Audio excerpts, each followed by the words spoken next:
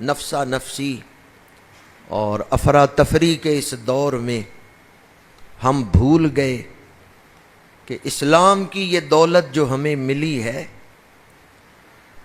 اس نعمت کے ہم تک پہنچنے کے لیے کتنی قربانیاں دی گئی۔ ہم بھول گئے حضرت بلال حبشی آگ کے انگاروں پہ لیٹ کے بھی احد احد کا نغمہ سرمدی الاپتے رہے۔ ہم بھول گئے کہ اس دین سے وفا کرتے ہوئے حضرت یاسر، ان کے پیر دو مخالف سمت کھڑے اونٹوں کے ساتھ باندھے گئے، اور ابو جہل نے کہا اگر تم نے رسول اللہ کا کلمہ پڑھا میں اونٹوں کو دوڑاؤں گا، تمہارا جسم دو حصوں میں تقسیم ہو جائے گا۔ اور پھر اونٹ دوڑائے گئے، رسول اللہ کے غلام نے اسلام سے بے وفائی نہیں کی، وہ کلمہ پڑھ رہے۔ ہم بھول گئے کہ اس دین کو ہم تک پہنچانے کے لیے طائف کے بازار میں رسول اللہ صلی اللہ علیہ وآلہ وسلم نے اپنے جسم نازنی پہ پتھر برداشت کی۔ ہم احد کا میدان بھول گئے جب حضور کے ہونٹ مبارک پہ، چہرہ اقدس پہ زخم آئے۔ آج دنیا کی عیش و عشرت میں، چند روزہ عیش و عشرت میں کھو کر ہم بھول گئے حضور کے پیارے چچا حضرت حمزہ کا کٹا پھٹا جسم حضور کے سامنے پڑا ہوا ہے۔ بدر سے لے کے کربلا تک قربانیوں کا جو تسلسل ہے، آج کے مسلمان کو وہ یاد نہیں۔ اگر ہمیں یاد ہو کہ یہ دین کتنی قربانیوں سے ہم تک پہنچا ہے، تو کبھی ہم اس دین سے بے وفائی کا تصور بھی نہ کریں۔ لیکن میں نے شروع میں کہا کہ شیطان بلا دیتا ہے۔ استحوذ علیہم الشیطان فانساہم ذکر اللہ۔ وہ آدمی بڑا خوش نصیب ہے جو دنیا سے ایمان لے کے گیا۔ اور آپ جانتے ہیں، بارہا مرتبہ آپ نے یہ سنا کہ قبر میں جاتے ہی جو 3 سوال ہوں گے، ان میں دوسرا سوال کیا ہے؟ ما دینوں کا، بتاؤ تمہارا دین کون سا ہے؟ اس وقت کیا کہیں گے؟ بھی سارے دین برابر ہی ہیں۔ کیا کہیں گے اس وقت؟ ہاں، آئین میں بنیادی حقوق پاکستان کے ہر شہری کو حاصل ہے، لیکن دین صرف ایک، ان الدین عند اللہ الاسلام، دین صرف اسلام۔ جب قبر میں پوچھا جائے ما دینوں کا، تو جو یہ کہ سارے دین برابر ہیں، قبر جنت کا باغ بنے گی یا دوزخ کا گڑھا؟ دوبارہ عرض کر رہا ہوں، ہم کسی پر بد دیانتی یا بد نیتی کا الزام نہیں لگاتے۔ آئین میں جو قانون میں بنیادی حقوق ہر پاکستانی کو حاصل ہیں وہ حاصل ہیں، اقلیتوں کو حقوق حاصل ہیں، لیکن مشرق سے مغرب تک پوری دنیا میں اگر دین ہے تو صرف اسلام ہے۔ اب جتنی محبت ہے اس محبت کے ساتھ آپ نے جواب دینا ہے، مجھے دین اسلام سے، مجھے دین اسلام سے پروردگار آج جو اس مسجد میں اسلام سے محبت کا اظہار کرے، قبر میں یہ جواب اس کی زبان پر جاری ہو جائے۔ فرشتے پوچھیں ما دینوں کا، تیرا دین کون سا ہے، اس وقت بھی زبان پہ جاری ہو جائے مجھے دین اسلام سے۔ اے بلال حبشی، آپ کو آگ کے انگاروں پہ لٹایا گیا، مکہ کی سرزمین تپتی ہوئی دوپہر گرم ریت پہ گھسیٹا جا رہا ہے۔ بلال وجہ کیا ہے؟ امیہ بن خلف آپ کو اذیتیں کیوں دے رہا ہے؟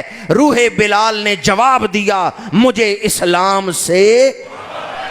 حضرت سیدنا صدیق اکبر نے گھر کا سارا مال، گھر میں ایک سوئی بھی نہیں رہنے دی، دیواروں پہ ہاتھ پھیرا، گھر کا سارا مال گٹھڑی میں باندھ کے حضور کے قدموں میں لا کے رکھا۔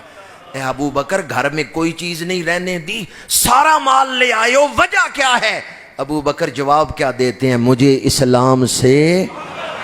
حضرت فاروق اعظم نے گھر کا آدھا مال حضور کی بارگاہ میں پیش کر دیا۔ اے فاروق، سبب کیا ہے؟ عمر بن خطاب جواب کیا دیتے ہیں؟ مجھے اسلام سے۔ صحابہ نے مکہ چھوڑا، مدینہ منورہ ہجرت کی ہے، گھر مکے میں، کاروبار مکے میں، جائیدادیں مکے میں، سب کچھ چھوڑ کے مدینہ منورہ کیوں جا رہے ہیں؟ حضرت صہیب رومی اونٹوں پہ سامان باندھا ہے، سامان لادا ہے، اونٹ کی مہار پکڑی ہے، ہجرت شروع کی ہے۔ ابو جہل آ گیا، اس نے کہا میں اتنا مال مدینہ منورہ کی منڈی میں نہیں جانے دوں گا، تم مکے میں رہو۔ حضرت صہیب نے کہا میں حضور سے دور نہیں رہ سکتا۔ یا اللہ جو حضرت صہیب کی محبت کو سلام پیش کرے اسے مدینہ منورہ کی حاضری نصیب فرما۔ ابو جہل نے کہا میں یہ مال نہیں مدینہ منورہ جانے دوں گا۔ حضرت صہیب نے کہا وہ مال مجھے نہیں چاہیے جو حضور سے دور کرے۔ یہ پکڑو اونٹ کی مہار، سامان سے لدے ہوئے اونٹ ابو جہل مکے لے کے جا رہا ہے، صہیب خالی ہاتھ مدینہ منورہ چل پڑے۔ میرے آقا مدینہ منورہ صحابہ کے جھرمٹ میں بیٹھے، صحابہ اٹھو چل کے اس کا استقبال کریں جو گھر بر لوٹا کے میری محبت میں مدینہ منورہ آ رہا ہے۔ میرے آقا استقبال کے لیے نکلے اور حضرت صہیب کا استقبال کرتے ہوئے کیا فرمایا؟ صہیب تو نے بڑے نفع کا سودا کیا ہے، تو نے بڑے نفع کا سودا کیا ہے۔ ابو جہل نے جس وقت حضرت صہیب سے کہا سودا کر لو، یا حضور کو رکھ لو یا اپنا گھر بار اور کاروبار رکھ لو، اس وقت حضرت صہیب نے کیا جواب دیا ہے؟ مجھے اسلام سے ہر صحابی کے دل کی یہ آواز ہے جو آج مسجد صدیق اکبر میں بیٹھ کے آپ بلند کر رہے ہیں۔ حضور کے تمام صحابہ، تمام اہل بیت، ان سب کے دل پہ یہ کلمہ نقش تھا، مجھے اسلام سے۔ اللہ کرے یہی ہماری زبانوں پہ دنیا میں بھی رہے، یہی نزا کے وقت جاری رہے، یہی قبر میں بھی۔ فرشتے پوچھیں بتاؤ تمہارا دین کون سا ہے، ہم کیا کہیں؟ مجھے اسلام سے۔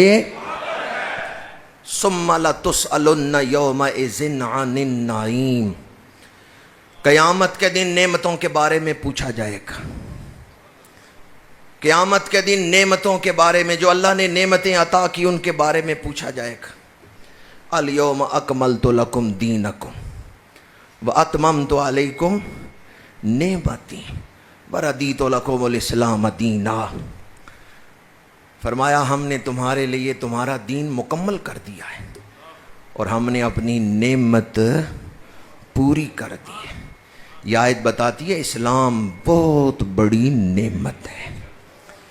جسے رزق حلال سے محبت ہے اسے اسلام سے محبت ہے، جسے علم سے محبت ہے اسے اسلام سے محبت ہے، جسے پاکیزگی اور طہارت سے محبت ہے اسے اسلام سے محبت ہے، جسے شرم و حیا سے محبت ہے اسے اسلام سے محبت ہے، جسے اچھے اخلاق سے محبت ہے اسے اسلام سے محبت ہے، جسے یہ بات اچھی لگتی ہے کہ اولاد ماں باپ کی خدمت کرے وہ اسلام سے محبت کرتا ہے، جسے یہ بات اچھی لگتی ہے کہ چھوٹے بڑوں کا ادب کریں، بڑے چھوٹوں پہ شفقت کریں، وہ اسلام سے محبت کرتا ہے، کیونکہ اسلام ہی اچھے اخلاق کا درس دے رہا ہے۔